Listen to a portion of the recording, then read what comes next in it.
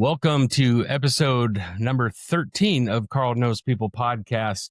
Today, I usually know the people fairly well that I interview. There's been a few that I'm not real close with, but this is the exception. I do not know him very well. We had an encounter 30 years ago. He's been very active in the music scene ever since then. I have not. And he's a hardcore legend in the scene, as I'm been led to believe, and that was the case back 30 years ago. He is the frontman of the band Integrity, and today's guest is Dwid Hellion. How you doing, Dwid? Hey, Carl. Good to see you again. Yeah. So I start this off by asking, do you remember the first time we met? And through our little interactions so far, I don't believe you do. I remember playing the show at John's parents' basement, and not too much. I mean, that's a long time. I played a lot of shows since then. So. Yeah, you played a ton of shows. So you played John's basement, and you stayed at my house that weekend that you were there. A little double wide trailer in the middle of nowhere, in the middle of farmland. All four of you were over there.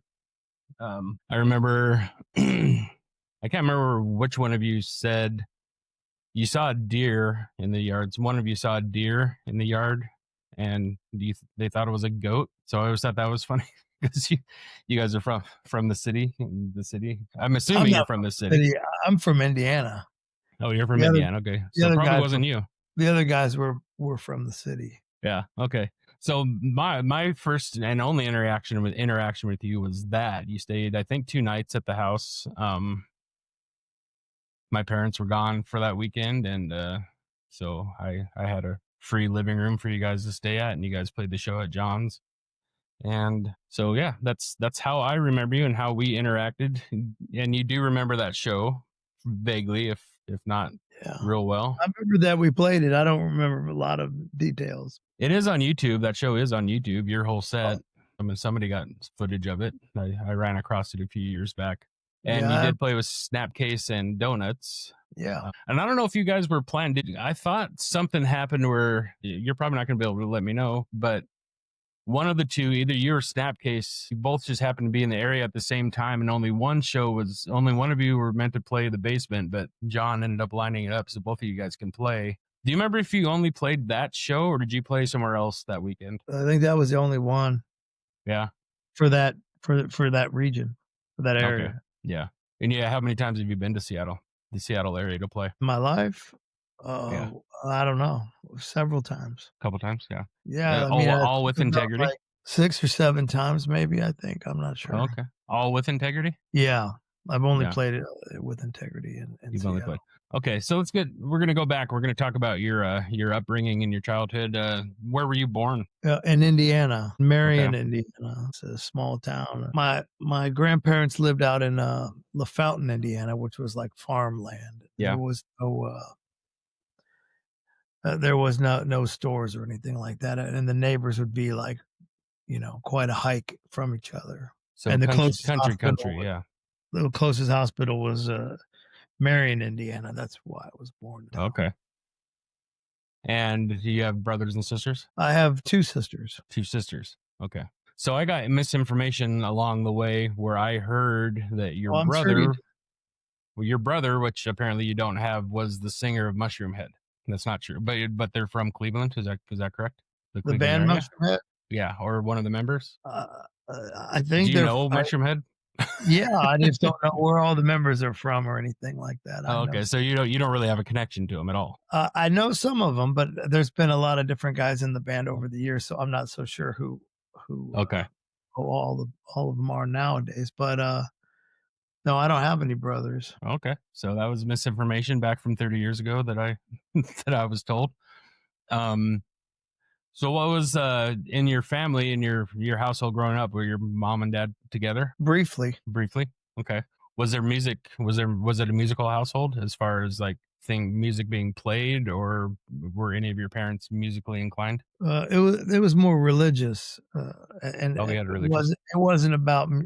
They weren't really approving of music that would be wild music. What kind of religion? Just Christianity. Pentecostal. Yeah. Who was that? Your mother? My mother and father. Oh, okay. My father still is very religious. My mother passed away over the summer. Oh, I'm sorry to hear that. It's Thank you. recent. Do you have a relationship with your father? Do I have what? Do you have a relationship with your father? Yeah. Yeah, good. And you're in Belgium currently, and that's where you live, right? Yeah, I've lived here since 2003. What brought you there? The easiest answer is my wife is from Belgium. Okay. Did you meet her over there? Or did you meet Yeah. yeah, on tour, I'm assuming? Yeah, cool. Are you big in Europe still? Am I what? Is Integrity big in Europe still? I don't think we ever were big in Europe, so Really? I doubt it then. Oh. Um, let's say so back to your childhood. So did you go to school in Indiana? How long did you live there? Yeah, I went to school there. I was born there, and then I went to, like, elementary school and middle school, Okay. and then I moved when my father, remarried, he, um he and his wife moved to, Louisville, Kentucky, and then I moved with them. What At did that time, I was 13 years old. what did your dad do for a living? Well, originally, he worked for, my grandfather's business doing,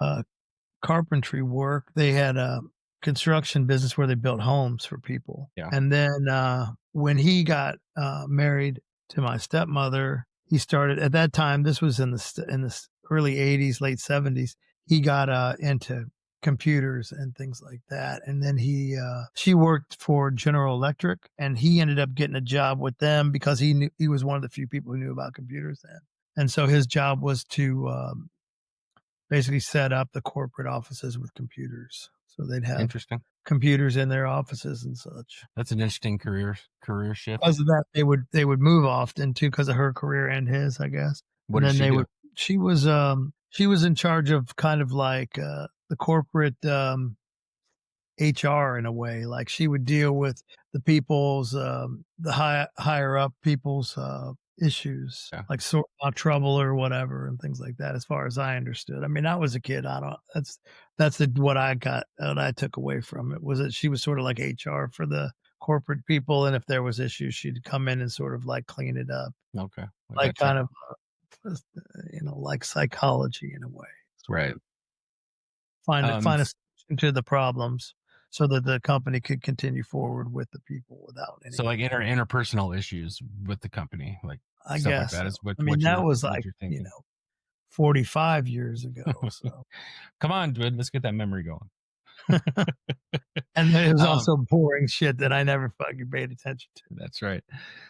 Let's get back to so they didn't approve of any the kind of music which you referred to as scary. When did you start delving into secular type music? Well, my grandfather would listen to, some Western records, like, Tex Ritter and some country type stuff, and, but mostly there was a lot of, like, religious music, Mhm. uh, but my father did like the Beach Boys, That's good. so Texture, but it wasn't a John. musical family, and they thought, they didn't really think that, that music and that was, a good direction to go. So how did you develop your actually before I get to that, John Orton, right? Yeah, we just talked about him. Right. So he's engaged to a Ritter. She's related to John Ritter and Tex Ritter and all them. She's a relative of them down there in California. Um, Yeah, he had a song called "Blood on the Saddle," and that yeah, was grandfather's favorite song. It's like, "Blood on the saddle, nice.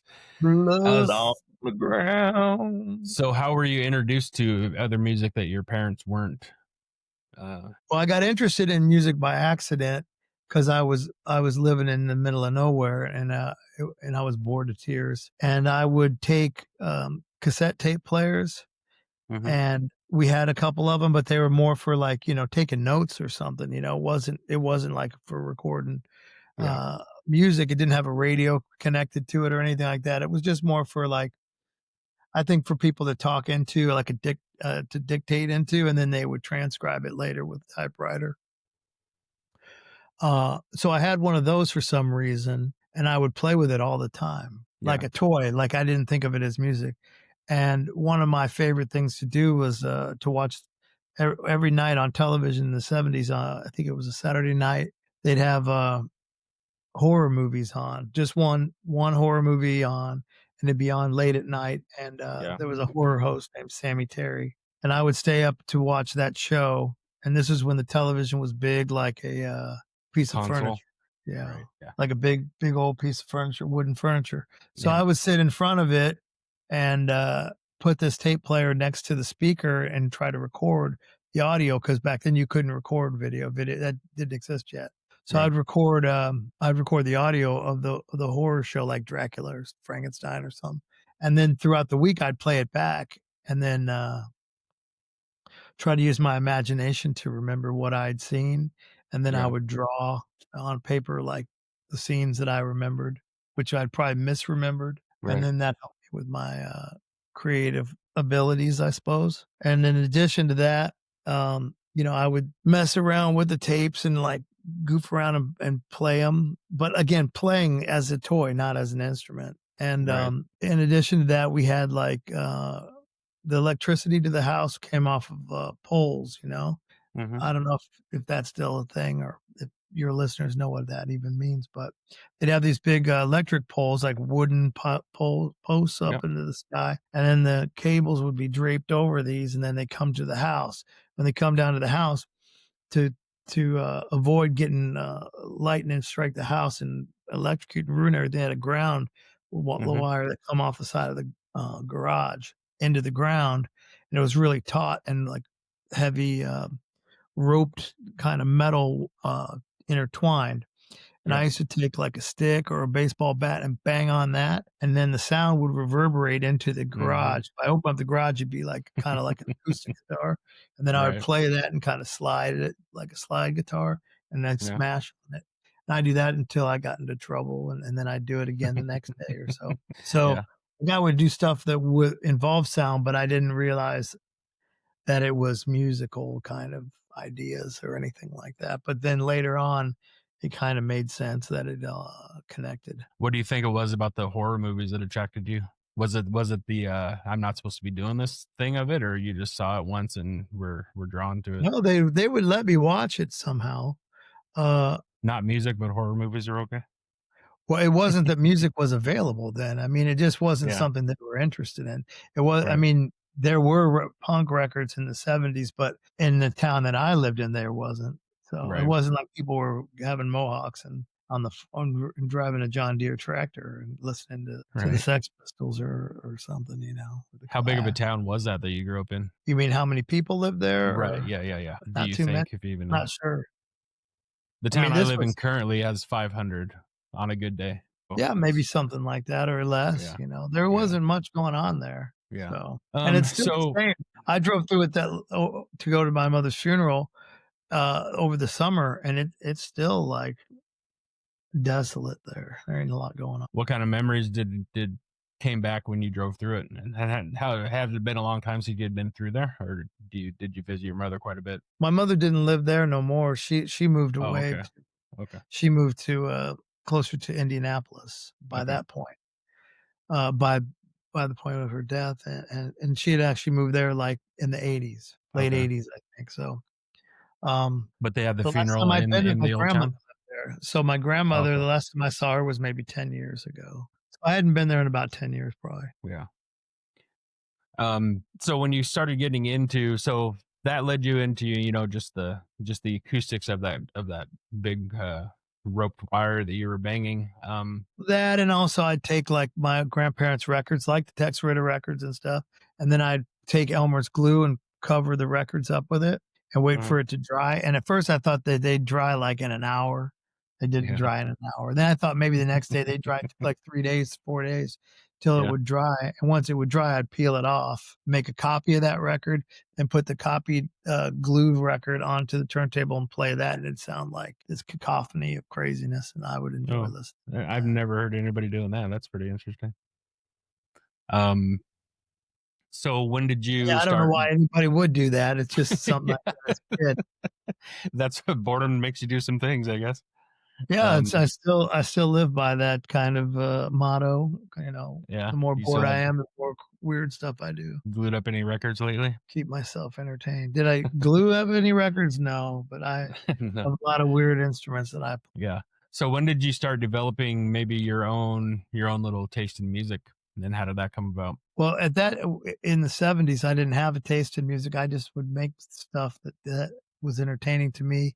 Like, also, I'd, like, take the tape cassettes apart and make them into loop tapes, but I wasn't thinking I was gonna make a beat or make some kind of rhythmic thing, I just thought that it would be crazy if it kept playing forever, and I'd also take the tape, try to make it backwards and all kinds of dumb stuff, Yeah. stretch on them so they'd sound warped, different Hmm. stuff, Yeah. but it's really just, like, playing around and experimenting. So when did you start developing your own little taste in music? I discovered, through friends, like punk rock music in 1984. Yeah. I was 13, and that was because, like I said before, I moved to Louisville, and when I moved to Louisville, we lived, not too far away from the school. We lived in a suburb where all the houses were close to each other and things like that, and, my stepmother, I think, noticed that the other children had skateboards. So she said, "Oh, I see that the children have skateboards. We should get him a skateboard to go to school on." And so I got a skateboard and then I went to school. And by going to school with a skateboard, then that connected me with the other kids who were into skateboarding. And then this was like the time when like Thrasher magazine was starting out and like they'd always have articles on punk and things like that. And punk and skateboarding back then were really closely knit. It's So such a theme on this podcast. That's how people discovered music is through skateboarding and other kids and all that kind of yeah, stuff. if you're So from the that's '70s interesting. or '80s, that's probably the way you Yeah. would have done it.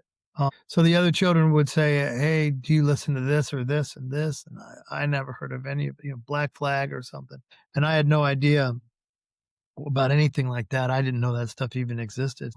Yeah. Then they made me a cassette tape, a dub of some records they had, and then I started listening to that stuff, and then going to little shows and things. There were shows around Louisville area. Louisville is like a city like Cleveland or Cincinnati or, you know, Yeah. it's a city, an urban type place. Right.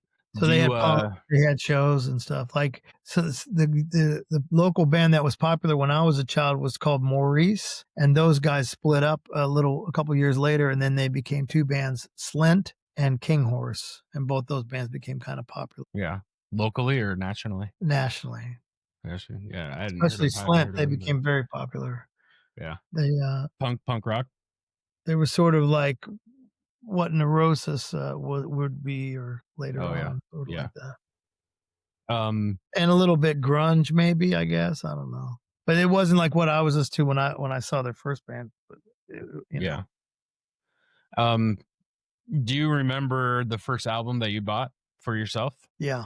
with your own money The first record or I with yeah. wanted to buy was, Frankenchrist by the Dead Kennedys, because the kids at school said, "Oh, you gotta buy this record because it's getting in trouble with the police because it has a poster in it that is, offending, the PMRC and all these people." So, I went to the record store to get it, and while I was there, the police had raided all the records and tore them up and everything. Really? That's interesting. Because what happened was the record came with this poster insert, Yeah. and, the poster was designed by H.R. Giger. He's the guy who did the Alien, monster and, like, some other Mhm. he did some, artwork for, Debbie Harry and Danzig and some other people. On the poster, it was like different blocks, kinda like Brady Bunch or something, Mhm. close-ups, genitals, having sex, having intercourse, and, like, all of them had sores or some kind of diseases except for the center square, and the center square, that penis had a condom on it, and Mhm. so the penis and the vagina were, pristine. They Right. were, without disease, and the ones around it were covered in sores, and you could see clearly that it was, So they're promoting safe sex basically. they're promoting safe sex to punk kids in a way that punk kids would not think of it as grandma waving her finger Right. at you. Yeah. That the people those politician, wives didn't understand that.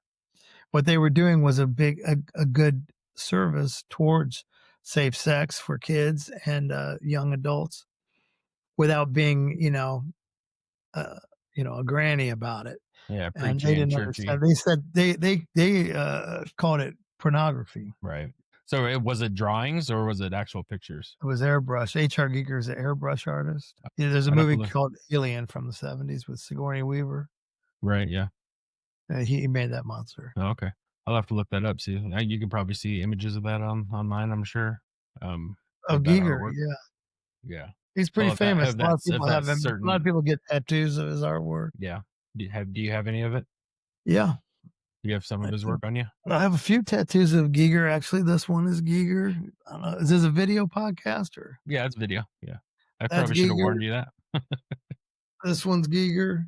Oh, I got nice. one on my leg, and Yeah. that isn't the ones that's on the poster from a Dead Kennedys, but it's Yeah. So did you mainly go to like some small local shows when you were younger? yeah, yeah. Only that's all that existed was small stuff. Like for the main stuff was there was Charlie's Pizzeria pizza shop, and Yeah. the old guy there, he would let the kids have shows in the corner of the pizza place. I don't know They if had the you ever same saw a thing movie called uh what was that called? Man, Suburbia. with Tom Hanks. No, No, that's the Suburban. That's this Suburbans. no, it ain't Tom I Hanks. don't It's think so. Oh, I know what you're talking Suburbia about. was a movie about punk. It come out Yeah, of the yeah, yeah, early yeah. '80s, and I haven't seen it, but I know the what you're scene talking was about. kinda like that, like, young punk people kinda having mohawks and spiky hair and wearing leather jackets and, you know, listening to that kinda music. So I never went to punk rock shows. My vision of punk rock is what Hollywood gave me. Was it like that when you went to those shows? Were there mohawks and all that kind of stuff going around, or was that more of a Hollywood made Yeah. up type of thing? I don't know about the Hollywood reference that you mean, but, yeah, they would wear leather jackets and dyed hair and shaved head, they'd shave some of their hair and maybe make a mohawk or make a something else. Yeah. So you were a small show guy. I did that When did too. I mean, all the kids did it. Like, that was what we did. you had mohawk and all that Yeah, mohawks and type of other stuff? stupid stuff. I mean, you just cut your own hair, Right. Yeah. and then whatever come out of it, you get that. Sometimes a friend would cut it for you. Right. When did you think that you realized that you wanted to be in a band, entertain people? When did those thoughts start creeping into your psyche? Well, after Louisville, then I moved to Cleveland, Ohio, Yep. which is up north from Kentucky, and, What age was when I this? maybe 15, I think, and, when I moved up there, again, I lived in the suburbs. And the house that we lived in just happened to be right across the street from, this girl named Kelly Ulrich, and Hmm. Kelly was dating a guy from a band called Confront, and, the band when I moved in, the band was, they had their van in front of her house, and they had spray painted, stuff on the side of it, their Yeah. band name and other bands that they liked, stuff like that. So I recognized some of the stuff that they liked, and, I thought, "Oh, this is gonna be a pretty cool neighborhood." And then I skateboarded down my driveway, and then they happened to be coming out of her house, and then, we talked. 'Cause, back then, if you saw a guy skateboarding, or even if you saw a guy wearing Vans shoes, then you knew that they were probably into cool music, and then you could become friends with them. Yeah. That's how I would make friends when I was young. Yeah. You knew you had something in common. Sometimes, I mean, it didn't always work, but it Yeah. was better than nothing, I guess. Because at that time, like, this kind of music was, like, outcast music, and everybody hated you if you liked it. I mean, everybody on the other side of the world, like, the normal people, they all hated people who liked that kind of music. Like, now you can buy everything at Walmart, like, all those bands sell shirts at Walmart, and, people wear them like normal people wear them. Yeah. But back Very then, if you mainstream. wore that stuff, you'd probably get a bottle thrown at your head from a Hmm. moving vehicle, or Yeah. people try to fight you. Much like motorcycle culture. It's not the poor, bikers that have the bikes anymore. It's the rich people that can afford, the Yeah, maybe motorcycles and stuff anymore it just in wasn't US anyway. accepted. Yeah. This kind of music wasn't really accepted by society back then as it is now. Yeah. That's not necessarily bad, it's different. So expand on that. So you saw them walking out of their house, out of that house, Yeah, and out of Kelly's house, and then they called over to me, and then I, introduced myself to them, and then, they were gonna go out to, there was a beach not too far from there, and they invited me to go with them, and then, I went out with them, and then we talked about music and different things like that. And they had a band, but I didn't have any idea or dreams of having a band or anything like that. It wasn't my thing. But, eventually they played a lot of shows with, Youth of Today, and, they played a couple shows, like, at least one show with Agnostic Front Hmm. and some other bands out of town. And then I guess that they thought they needed a roadie or whatever, so they asked me to be their roadie. So I said, "All right." And then, they had, some of the guys from that band Confront lived in, Cleveland Heights, which was closer to the main city, and I lived out in the suburbs, and where the other half of the band lived. So the guys who lived out in Cleveland Heights from the band Confront, they had a friend that they wanted him to also be a roadie. So they asked him to go on these road trips, and the other guys asked me. So when on these long drives, all the guys from Confront only listened to the same music. They only Yeah. listened to, like, youth crew music and stuff like that. And then this other guy who they picked to also be a roadie, his name is Aaron Melnick, and, he lived near the bass player, Tom, from Confront. And so when I got in the van, I think they'd already had all the guys from Cleveland had already been picked up. And so when I got in the van, Tom said, "Oh, you guys should, you guys would get along well because you guys like a lot of dumb, weird music." Because there was a lot of, like, kind of gatekeeping. Like, they wanted to make everybody be only interested in this kind of music. All the kids, not just these guys, but like all the kids, you could only couldn't like heavy metal and Right. punk. You'd have to pick. But I didn't Right. want to pick. I liked what I liked. And Aaron was one of the only other people who liked whatever he liked and didn't care. So he and I became fast friends. And then we started a band together. Uh, That I'm was not sure integrity. why. What? And that was integrity. No, that was called Die Hard at first, Okay. and that was short-lived, and then, I started Integrity, and then Aaron joined, Integrity. Now Aaron does what? Aaron was the bass player in Die Hard, and then he played guitar, in Integrity. Was he the guitar player when you were up when I met you guys? Yes. It sounds familiar, Aaron. Aaron Melnick and his brother Lenny Melnick, he was the bass player. Yeah, I wholeheartedly agree with you. At the Um, Thank so when did you like when did integrity start? Like, what was the process like? Who did the Aaron? Did he start writing the music? Did you do any of the music? Or were you just Well, Aaron was a bass strictly player lyrics? from the other band, and then he said that he wanted to start playing guitar in this band, and Uh, at the same time, I there's a lot of weird things involved to it. Let me see where to start. At my school, I would, print T-shirts for okay. fun, Yeah. and, in the graphics department, and I would Yeah. print Integrity shirts that had, like, the square on them, and I would give the shirts away to friends and things like that, and at some point, I was friends with the guys from Gorilla Biscuits, and I gave Yeah. some of those guys shirts, and then they were on tour, and then next show that they played was in Chicago.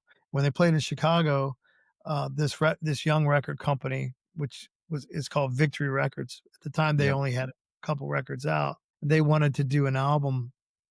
Gorilla Biscuits only had a 7-inch out at this time, and they wanted to do the album for them. Is this late '80s, early '90s? Yeah, this would be the late '80s. Okay. This would be like '88, I guess, or something. So Gorilla Biscuits had a 7-inch out, and Victory wanted to put out an album for them. This new At the time, it was a new label. They only had two 7-inches out, so nobody ever heard of Victory at that time. And the Gorilla Biscuits guys are very friendly, and they politely declined and said, "Yeah, thanks for the offer, but we already have a record finished, and it's going to be coming out on Revelation, our friend's label." But our friend from Cleveland has a band, Integrity, because they had the shirts on. So Yeah.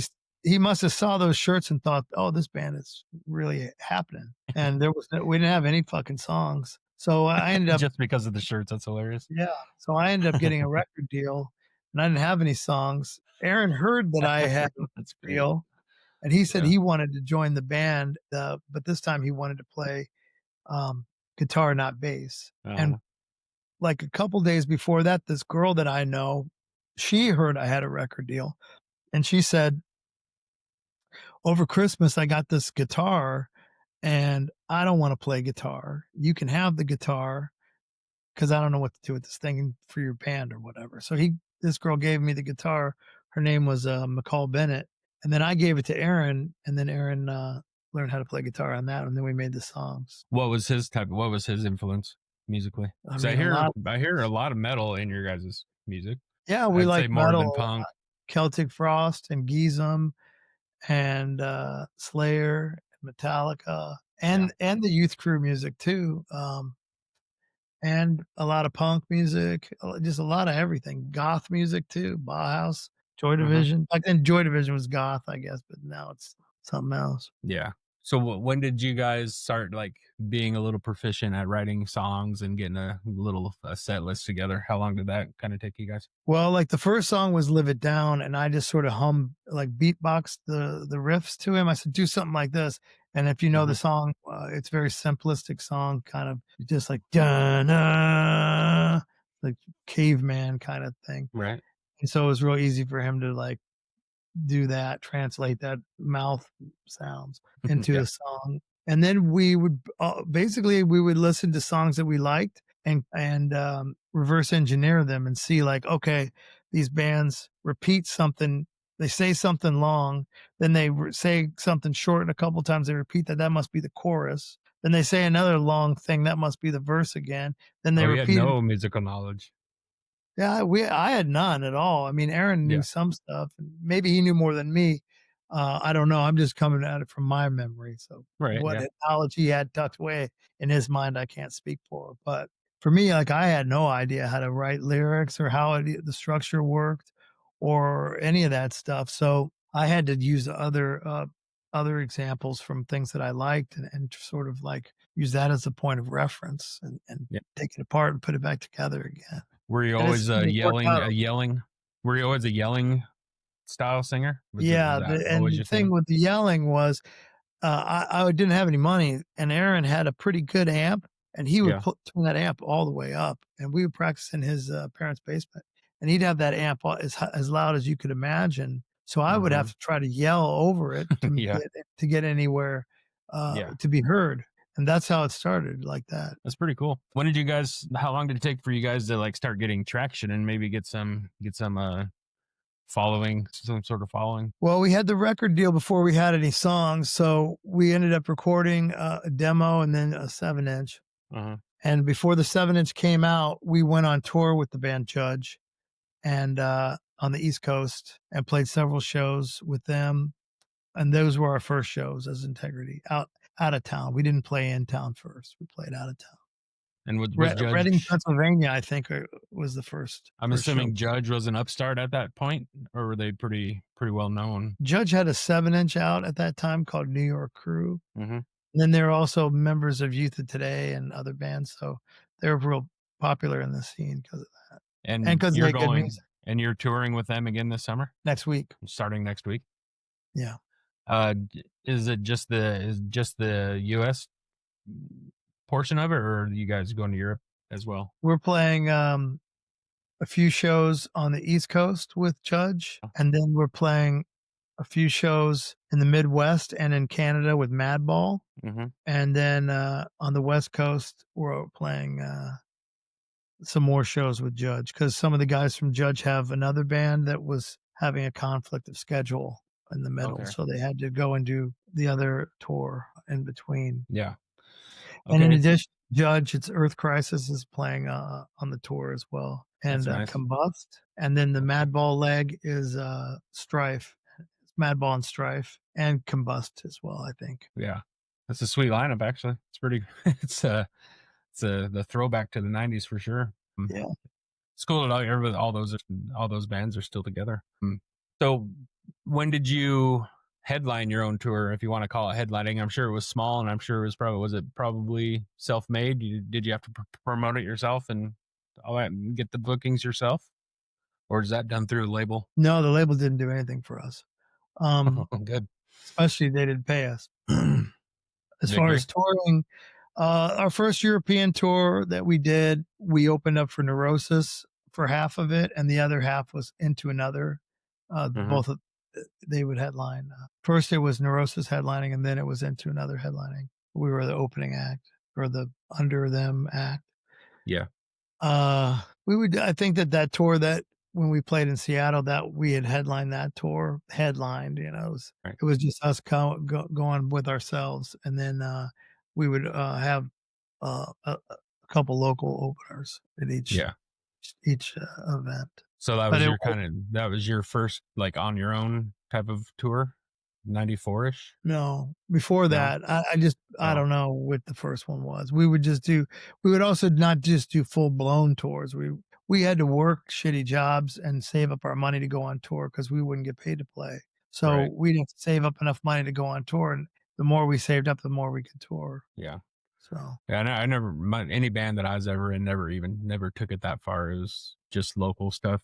Um, so yeah. I But don't have any we road. weren't really trying to do anything, it just was accidental. It just started happening. Yeah, I guess. I mean, but we also had records out, so having records out, especially at the end of the '80s and the early '90s, not a lot of bands existed then. Like, now Yeah. there's more bands than there are fans, but back then there was more fans than there were bands. So when you said Victory didn't pay you, so they put out your records, but you didn't see anything from it or much from it, You really been gone a long time. You think that you never heard of Victory Dishonest?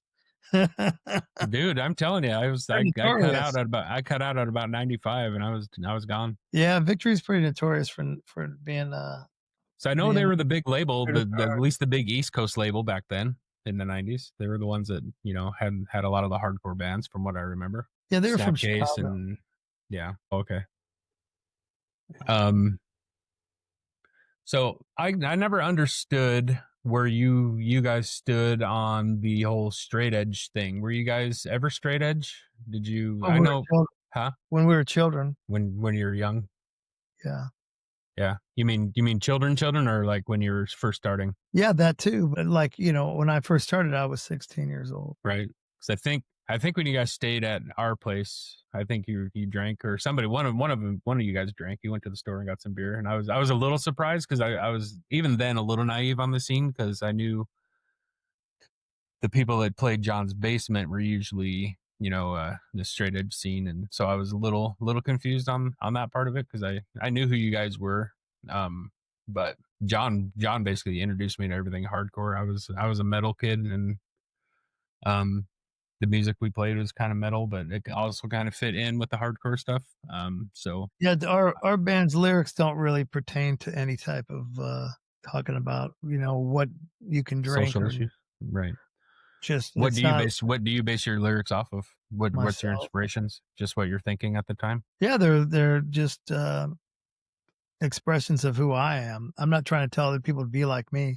I'm not telling other people to change and be like anything either. I'm not trying to right? change the world or trying to be a self-help person or a Yeah. guidance counselor or anything like that. That's not what we were ever about. Our songs So are kind if anything, the songs, by coincidence, mirror my childhood's, religious upbringing because it's like fire and brimstone kind of lyrics yeah, more than it is, "Hey, you can't do this, but you're allowed to do this, this, and this." That was never really, that yeah, interesting to me. Our first right, songs were very, basic songs, and we were, again, reverse engineering what we liked and what our friends was doing. So those songs probably are the most conformist of the songs that we ever made because they yeah. were just, paint by numbers, I guess, to say. So Misha, I sent you the video of my band covering that song back in I think it was '94. Mhm. Um, that was actually my second to last show with that band. We kind of imploded after that after the next show. What I know the intro of that music is that serial killer talking at the beginning of that is, and the lyrics kind of seem to go in that vein. Is that based off any kind of true story, or is that kind of a what is that song about? The sample, is from Henry Lee Lucas, and it's essentially saying that he and others like him are plotting to exterminate humanity. That's the Hmm. gist of it. Yeah, And then the song is, a little bit about that too, I suppose, but it's more about, like, being alone against the world as well. So I yeah, guess it'd be, in a way, almost like a serial killer as an antihero or something, yeah. maybe. Was that your first kind of breakout song that kind of put you on the map a little bit, or did you have stuff before that? We had a 7-inch that came out before that, and we had a cassette single that came out before that album. So I just remember that song, like everybody knew it. Yeah, I mean, the way When we that it started works playing it, is it yeah, depends on the age of the person asking, it's relative. So, yeah, your age group might find that to be the record that makes the most sense for our band, but people who are younger than you might pick a different record because that was the record where it was their last summer before they school was over, and, like, that was the magical time before they had to go and fucking have a shitty job and have a shitty life, and yeah, so there's this, like, nostalgic memory of that summer and all the things involved in it and how yeah, magical that was. Sometimes one of our records pops out that time in that person's life, then it sticks with them, I suppose. right. And, that's what it seems to be for me over the years talking to different people when they'd say, "This record is my favorite because," and they always have the same story, Hmm. "There was the summer and, it came out and me and my friends listened to it, and it really was, interesting for us." And I think that there's a lot of nostalgia in that in the way that that works. But I don't I guess know. I guess what I I don't was really think getting at, about it. It's just yeah, that just seems to be a pattern. I guess what I was getting at is because I everybody that I was around, that was the song that they referenced when it pertains to you. Looking from the inside out, like you guys were, how do you know if But a you know that song that is? record wasn't on Victory, right? I have no That idea. record came out on a Seattle label called Overkill. Overkill, yeah, yeah, I know Overkill. That might be why you guys heard it more than, other parts of the Was that? I'm trying to think of who ran Overkill. his Was it name was Ron Guardapi. Von Gardner? Yeah, he's passed away since then. He passed away. He was in the Yeah, band Brotherhood. Brotherhood. Yeah, yeah. So they played with you guys. Well, Undertow and Ron played at that show at Numos in Seattle when you guys came through. It was Was the Ron Undertow in? reunion show. No, Ron. They played Brotherhood songs, but the backing band was Undertow. It was basically Undertow with Ron instead of John Pettibone. Oh, okay. Then I didn't. Undertow played, I think, before you guys. Yeah, yeah. That was the Undertow guys playing musically for that show, Brotherhood. Oh, Um, did Brotherhood play with us? what's that? Brotherhood played the show too? I didn't remember that. Well, it was kind of, like I said, it was kind of Brotherhood. It was Ron doing Brotherhood songs, but Undertow's music, Undertow's people were playing the music for it. So Oh, okay. it wasn't the original Brotherhood. It was Undertow with Ron Oh, playing I'm not sure Brotherhood if I songs. remember that, but Yeah, maybe I remember that. yeah. Sounds familiar. They played first, then I think Undertow, then you guys closed it out. Or maybe you guys played second. I can't remember because Undertow being from the Seattle area. Um, I guess me never having that experience of my music being heard other than like just local people. Do you get a sense of when your song is reaching across the country? Do you have any kind of sense of that, or you just figure that out once you like go to that area? I If you never understand care. my I question, never care about that. you never cared. I mean, it's not like we're gonna win a Grammy or something, so it's not that interesting to me. I just make songs I like to make. I like to hear them, and I get a satisfaction of making them. Well, I guess here's my point. If people If like you it, that's cool, but I don't really pay attention to if they like it or, like, if one song is popular. But when back in the day when you're setting up tours, how would you know which direction to go other than you just wanted to go that direction? Like, how do you know people from this part of the country actually even know who you are? Like, what kind of feedback were you getting to know where to take your band for shows on your little tours that you put together? Well, you'd have a kind of a little phone book. Mm-hmm. Friends would share with you, uh, it would work a few ways. Friends would share with you, like, "Hey, there's a guy," for example, John Yeah. from Seattle, "and his mom has a basement, and then she lets him have shows there." You'd either call or write to that John and say, "Hey, we're a band, and we're gonna be going on tour. Do you have any interest in this?" Yeah. And most times that people would say, "We never heard of you," or "Fuck you," or just wouldn't write back, whatever. Right. And then sometimes people would say, "Oh, we like it," and then we'll book you. Nice. Um, But it wasn't like professional fucking booking agents or anything like that like it is now. It was just like we'd use like a payphone, and we had a phone dialer that was like r modded so it would sound like quarters dropping that Robbie mhm. Red Cheeks would make, and we would use a payphone, push this little thing and say, insert, $2 for because if you called state to state, it was long distance back then. So Yeah. you'd have to, it'd say how many quarters you put in. We push this button and it'd make a sound, and it would trick the phone into thinking that we put quarters in there. So Oh, I we didn't could know go, they ran off of sound like that. That's funny. yeah. It was the Uh, sort of tone that was made. And this guy Robbie would go to Radio Shack and he'd buy these little they were phone dialers on purpose, and they would make a sound that would go like beep beep beep beep, the sound of your phone right. number, Yeah. and it could record that sound. Uh, it could memorize those tones, and you'd put that up to the phone and click it, and then it would go, D D D the 8 numbers or whatever. Then it would try to dial your phone number because it was hearing those tones, and he would mod it so it sounded like the quarter, and then you could get free calls from that. That's funny. Let's backtrack just a little bit. What kind of jobs have you had, just to make ends meet until you could go tour again? Did you have any interesting ones? Uh, could you repeat the question? The jobs that you've had, you said Oh, you guys had to job. work. You had to work just to be able to go on tour, save enough money. Did you have any interesting jobs or In the shitty beginning jobs? in the beginning, I worked at, like, gas stations. Uh-huh. With Aaron worked at a gas station too. We worked night shift in a gas station in a area that was a little bit, uh, undesirable, Yeah. and we'd save up our money to go on tour.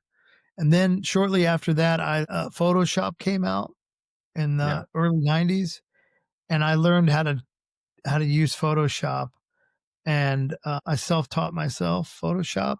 So when Yeah. I would go on tour and then get back from tour, I would be able to get a job doing graphic design anywhere that I Oh, applied that's because no interesting. one else really knew how to do Photoshop at that time. That was smart. That's a smart move on your part, It wasn't figuring that really, out. a strategy like that, it sounds like it was, but what it was is that my original artwork for the records was hand, collaged together with, like, cut and paste and glue, and they would start to peel off and fall off and sometimes not last. Like literal cut and paste, not computer I cut and paste. physically would make the album covers by Right. hand, and then Yeah. I would send it to the record company, and then the record company would send it to the manufacturing plant, and then they would try to, uh, I guess they would scan it or something back then, and I realized that my limitations were showing, and I did some phone calls and found out that, Photoshop was the thing that people were using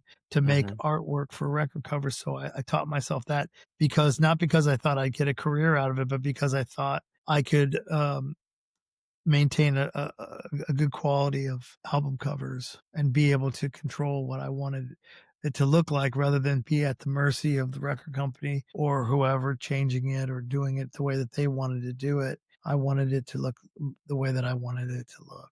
So it Did was you a come up with selfish Yeah. thing. Did you come up with the integrity skull, the skull that's kind of all over your guys' stuff? It came from a comic book and then I redrew it out of a comic book. Okay. Um, the reason being is that Danzig has a band called, Sam Hain, and of course he had the Misfits too, as you know. Yeah. And, he had told a story in Thrasher magazine at some point and said, "Yeah, I saw this skull in a comic book or so I don't know where I heard it, but that he had seen his skull logo in a comic book, and then he redrew it and, used that for his logo." So that kinda stuck with me since I was younger, and then when I saw this vampire comic and that vampire skull, it was a more of a portrait, a painting that was Yeah. done by, Kent Williams. I thought that that looked really cool, and then I just redrew it with black ink on a white paper, and then I redrew it a few more times until I got it the way that I thought would look cool, and then I used it, and then I lost that drawing for a while, so I had to redraw it, and so it's been redrawn a few times over the years because we didn't have ways to save files and stuff Right. like that, of that Yeah. size, so I just have to redraw it every time I wanted to use it. I'll tell you, back at that time when you guys did stay with me, I think the only two times that I got band shirts, um, I got a Snapcase tank top and I got a integrity shirt from you guys. Kind of a thank you for letting us stay here. So the only two band shirts I've actually only ever owned you guys and Snapcase tank What's top. your what did it look like, our shirt? It was like navy blue with that skull on the front of it, Oh, and cool. kind of in the middle.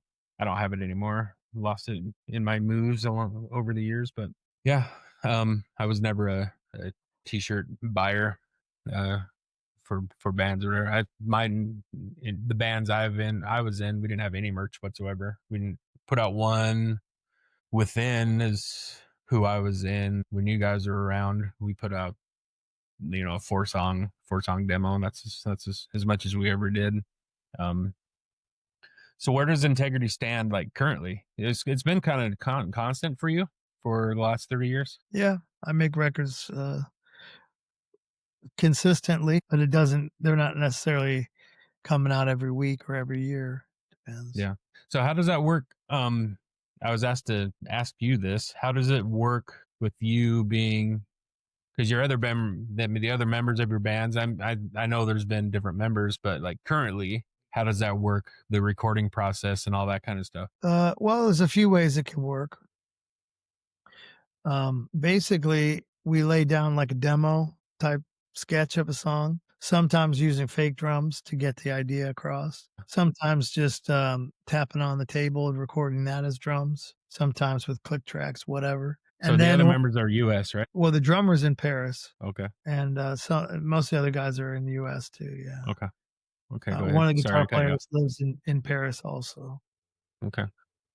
Um, But it depends on there's a lot of different ways to do it, but ultimately, I guess the end game of it all is that we have the drummer go into a real studio and Mhm. record the drums with really good microphones Yeah. so that everything is separate and nice and, has its clarity and has its each independent sound that's mixable, and you can put the effects on it as you like. Yeah. And once that's done, then we can start building on everything. Usually we have a scratch track of guitar that will go in with with the drummer, so he can have something to play along to. And then we take that off and then go over the guitar again and do a really good take. And then once that's laid down, the bass and the rhythm guitars, then the solos are added. And depending on who's doing the solos, it can take different amounts of time. Yeah. Uh, And then once that's done, then I add the vocals and other sounds, and then I send everything, all the stems, which is each individual track, Yep. to our producer, Arthur Risk, and then he does the mixing, and So then he sends. do you record your vocals at your house, or do you Yeah, go I to a recorded it studio? here on Yeah. the microphone over there. Yeah. That's how yeah, I did some recording on my own probably 10 years ago. I started maybe even a little longer, 20 years ago maybe. Once I moved over here and didn't have anybody to play with, I just had, figured out how to record my own stuff. And so I mean, I do know how to record it. I guess my question comes from, how do you do it when you're not in the same room? Um, Yeah, that's that's basically the way to do it. Sometimes when people are together, then we'll have the drummer and someone go in, or we'll have a different drummer go in, and then I'll have the other drummer drum over his drums. Depends. Or we how have do that you drums, or we had a guitar player who could also drum. Sometimes he did the drums. Sometimes Mhm. his drumming sucks, so we'd have the other drummer do the drums over those The actual drums. drummer? Yeah. Sometimes we'd scratch all the like this new record, we recorded 3 albums worth and then scrapped 2 of them, Uh-huh. and, then we just took all the best ones. Are you gonna scrap them for good, or are you gonna maybe put them out in a different format? They just weren't I just up put to your out the guys' stuff I snuff? like, and I don't Yeah. like that other stuff, so it didn't turn out the way I wanted it to turn out. Yeah. So, Is it a collaborative what gets put out, or who decides, or what decides to get put out, or is it you that makes I that just final decision? Yeah, because it's you've been there from the beginning, so you run it. You'd be the kind of CEO of integrity, I guess. I'm the head chef of it, and then the other Yeah. guys do important work as well, but if Yeah, you I have too understand. many Yeah, yeah. people in charge, then nothing gets done, so you have to have You're the someone, decision maker. the cutthroat, ruthless Yeah. person to make decisions that might not be the popular decision sometimes, and they might be the popular decision sometimes, it depends, but, someone has to be able to make the tough calls and, hurt people's feelings, Yeah. sometimes. Are you and the that's only original member? not exactly because Aaron plays on the new Oh, records. Aaron's still there. Okay. He doesn't tour or anything, and Yeah. I don't he's just we're friends, and then sometimes he puts solos and writes songs. How do you find your musicians to go touring with? Well, by now, there's a lot of people who got into music and learned how to play their instruments by listening to our records, and Yeah. so those people often reach out to me and say that, "Your records were interesting for me. I picked up this instrument because of it, and I learned how to play my first songs listening to those records," whatever, and so then if we have a good rapport and then, communication continues, and then there's an opportunity, and also if the person has chops, there could be a chance of something like that. I don't know. But, it's like this isn't the most lucrative business in the world, so a lot of people are like, "Hey, I gotta feed my family, I gotta go to work, I got a career, I got mortgage, I got something. I can't do this kind of children stuff, yelling and jumping in the crowd and Yeah. and moshing and stuff at my age, so I can't go on the tour." Are And you then still doing graphic stuff? Yeah, that's your gig when you're not doing the music no, I still? don't do it for other people so much, but I mean, sometimes, but not often. Oh, okay. So okay, we've been at this a little over an hour. The tour coming up starts tomorrow, you said? No, the first On the 2nd, October on 2nd. the second. And the Yeah. first show is where? First show is in, Boston. Oh, cool. I haven't been to the East Coast. Furthest east I've been is Chicago. Um, about 6, 7 years ago. Um, so I always wanted to make it back there, just never had a reason or the opportunity. But Yeah, it's a nice city. yeah. I've been Okay, there a bunch. Dwid. I won't keep you too much longer or any longer. I appreciate you hopping on. This is really short notice. I didn't know if I'd even actually uh, if my message would get to you. So I appreciate you being willing to just hop on and give me a little Yeah, story. man, it's my pleasure, Carl. It was nice talking to you. All right, we'll talk to you later. Thanks for coming on. Anytime, man. Have a All good right, one. yeah, you too.